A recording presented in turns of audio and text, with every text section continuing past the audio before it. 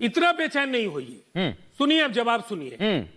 2024 के लोकसभा चुनाव में इंडिया बनाम एनडीए, जिसको आप बार बार इंडी बोलते हैं, आप भारतीय जनता पार्टी के प्रवक्ता हैं, क्या आप एंकर हैं? आज राजीव जी बनाने वाले लोग किस, आप बोल लीजिए फिर मैं जवाब दूंगा। जिन्होंने इंडिया अलायंस को इंडी कहा, हाँ, और उसके बाद भगवान श्री राम का अपमान करने वाले कर्नाटक इकाई के नेताओं पर क्या कार्रवाई हुई, ये जरा इनसे पूछ लीजिएगा, पहली बात। और बृंदा करात ने यह कहा कि भगवान श्री राम के मंदिर के उद्घाटन का जो सवाल है ये भावनाओं से जुड़ा है, लेकिन भारतीय जनता पार्टी इसके साथ सियासत के तौर पर इस आयोजन का इस्तेमाल कर रही है, इसीलिए मैं नहीं जाऊंगी। उन्होंने ये नहीं कहा कि भगवान श्री राम के मंदिर के उद्घाटन समारोह से उन्हें। अब राजीव जी मेरा जवाब सुन लीजिए आप। आस्था भगवान श्री राम। राजीव जी जवाब सुन लीजिए आप। नहीं, आप पहले सुन लीजिए आप। अब सुन लीजिए सर, सुनने की भी ताकत रखिए थोड़ी सी, ऐसा तो मत करिए राजीव जी। पूरा ज्ञान मत हम तो आपको पूरा समय दे रहे हैं, अब सुन भी लीजिए। आपने कहा कि आपको दुख नहीं होता है, दुख होता है सर। आपने कहा कि आप इंडी क्यों बोलते हैं, आपने कहा कि आप, मैं आ रहा हूं राजीव जी आपके पास। एक बड़ी खबर मिल रही है।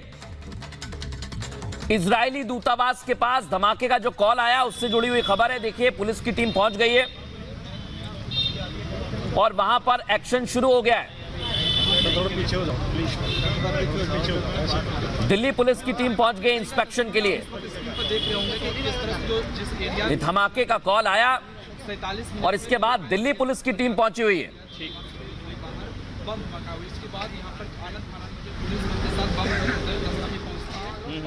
किसने ये कॉल किया, कब किया गया, इसकी जांच की जा रही है, लेकिन ये गंभीर मसला है क्योंकि यहां पर सुरक्षा व्यवस्था बहुत,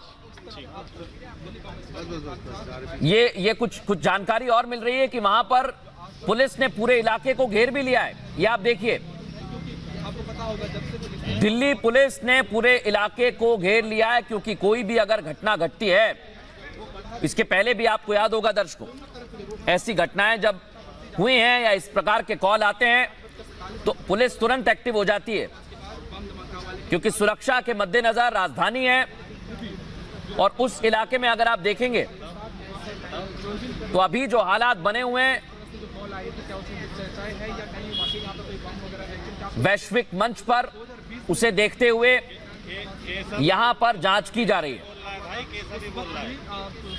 अरे केशव ही बोल रहा है।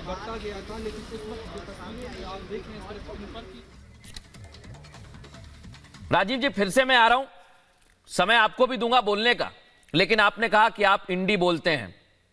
सर, मेरे इंडी बोलने से या मेरे इंडिया बोलने से, मैं इंडिया बोल देता हूं, चलिए आपके लिए राजीव जी, मेरे इंडिया बोलने से अगर आपके नेता माफी मांग लेंगे तो आज कह दीजिए, मैं रोज इंडिया बोलूंगा सर, आपको मैं रोज इंडिया बोलूंगा।